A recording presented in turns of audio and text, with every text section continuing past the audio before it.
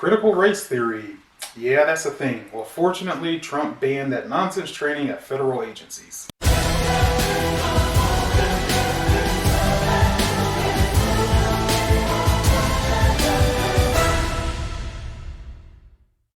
Now, before we begin the video, I'd like to ask you to like, comment, and share. If this is your first time here at Logic Over Emotion, consider hitting that subscribe button. We'd love to have you as part of the channel because here we bring the hard truth while others are busy virtue signaling.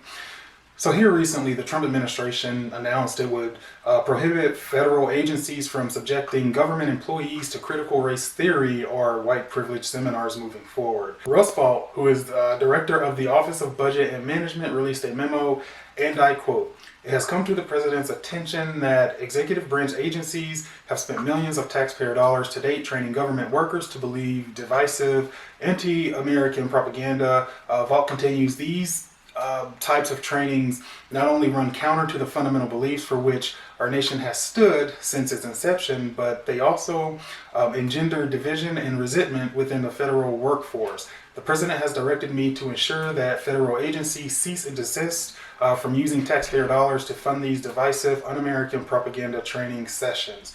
End of quote. Now, I would like to take a few seconds and define critical race theory for you. Critical race theory is a theoretical framework in the social sciences that examines society and culture as they relate to categorizations of race, law, and power. It was developed out of Marxism and postmodern philosophy. It is based on critical theory, a social philosophy that argues that social problems are influenced and created more by societal structures and cultural assumptions than by individual and psychological factors.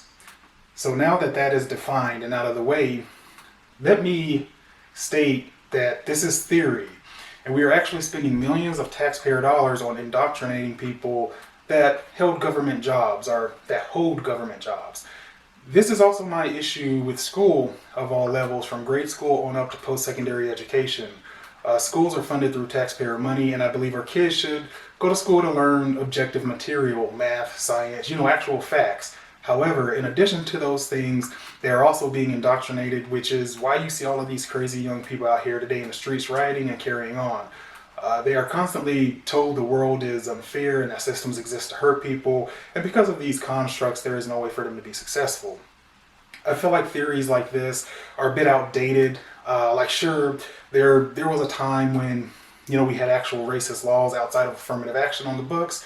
There was certainly a time when certain societal constructs and racial assumptions actually did do harm, but we don't suffer from those problems anymore. And what's frustrating about this is the evidence is never looked at to determine the validity of these theories. There was a time, where as a black person in America, you couldn't be wealthy, you couldn't be an actor or athlete, you couldn't own a business or even vote for that matter. But does any of those things hold true today? Absolutely not. The only societal structure that hurts anyone today is the welfare state.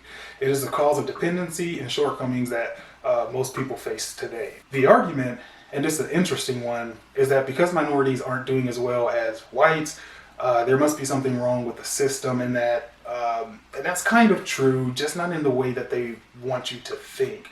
They want you to believe that, the banks are against you, or certain employers are against you because they don't want to hire your skin color, or that schools are against you because they don't want to accept someone with your skin color. When the reality is that this has been proven false time and time again. If you hired based purely on skin color, you would not succeed to the extent if you were to hire based on qualifications. Last I checked, people, they care more about making money than not hiring a black person. Banks as well. Banks don't care what color you are. As long as you can pay your mortgage loans and credit cards, they don't care one bit. The reason all of this is important is because if the institutions themselves were really a problem, you should be able to find me a qualified person of color that can't get hired, that can't get a loan, that can't buy a house, etc. It just doesn't exist. There was a time when, my credit was terrible. And guess what? Banks would laugh when I walked in. Now that the credit is doing better, we have discussions about how much I want to borrow. See how that works? So yeah, to bring this back around, all of this nonsense about critical race theory and white privilege is absolutely false.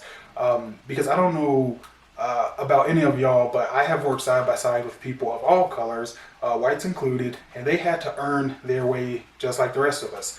So I'm grateful that Trump banned these trainings, and I really hope that we look at doing the same thing for schools. While you don't have the freedom to do as much from a university level, our grade schools definitely need to stay out of the politics and teach our kids what they need to know and nothing outside of that. Actually, how about instead of teaching them that these false systems exist, why not, teach financial literacy or teach them the benefits of investing early? Maybe, add in a few lessons that will actually benefit them in life. Anyways, that's going to be it for this one. Make sure you comment, like, and subscribe. You guys take care.